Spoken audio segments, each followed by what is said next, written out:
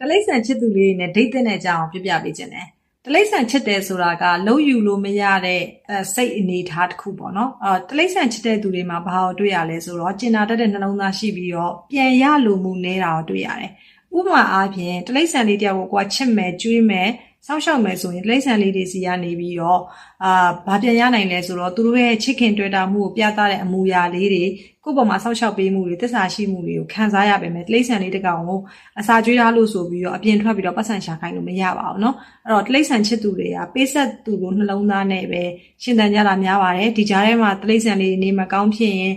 ချီကလူသေးကလူနဲ့ပြုစုပေးရဒုက္ခခံပြီးတော့စေကံပိုးရအာဟာရပြည့်တဲ့ဟာတွေကျွေးရတာနဲ့ဆိုတဲ့အတွက်ကြောင့်တလိမ့်ဆန်ချစ်တယ်ဆိုတာကတော်ရုံတိုင်အောင်လူတွေလုံနိုင်မှုခက်ပါတယ်เนาะတလိမ့်ဆန်ချစ်တဲ့သူတွေမှာဘယ်လိုကောင်းတဲ့အားသာချက်လေးရှိလဲဆိုတာကိုအမပြပြခြင်းနဲ့အဲ့ဒါကဟိုတရက်က online ပေါ်မှာ content လေးတစ်ပုဒ်တွေ့မိတယ်အဲ့ဒါလေးကိုလည်းအမသဘောကျတယ်သူရေးထားတာနည်းနည်းရှည်တော့အလွတ်မရတော့အမဖတ်ပြမယ်ပေါ့နော်တလိမ့်ဆန်ချစ်တဲ့သူတွေဟာ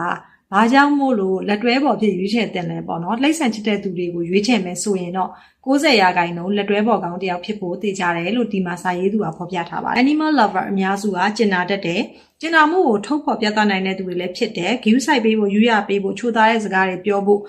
ဘယ်တော့မှတွန့်ဆုတ်မနေတတ်တဲ့သူတွေဖြစ်တယ်တည်မြဲခိုင်မာတဲ့ချစ်ချင်းတန်ရောစင်ကိုတည်ဆောက်နိုင်တဲ့သူတွေဖြစ်ပြီးတော့သစ္စာရှိတတ်တယ်